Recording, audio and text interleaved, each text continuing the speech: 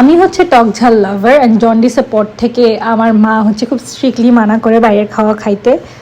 But যেহেতু আমি বাংলাদেশ এখন থাকি না, আমি এখন কানাডা থাকি, so it doesn't matter, it's not gonna stop me from having টক ঝাল। So I made this mixture with বড়ই। দেখাই আমার কিরকম ঝাল লেভেল পছন্দ।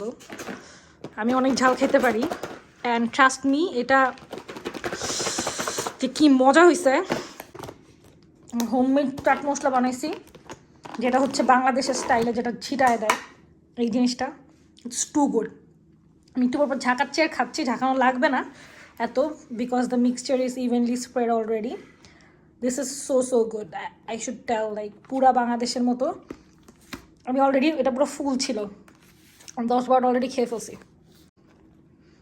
দেখেন পুরা বাংলাদেশের মশলাটা বানাইছি, হোমমেড চাট মশলা। বক্স শেষ করে ফেলছি, অনেক ঝাল লাগতেছে। আমি আজকে খাবো না, এটা খেলে মরে যাবো।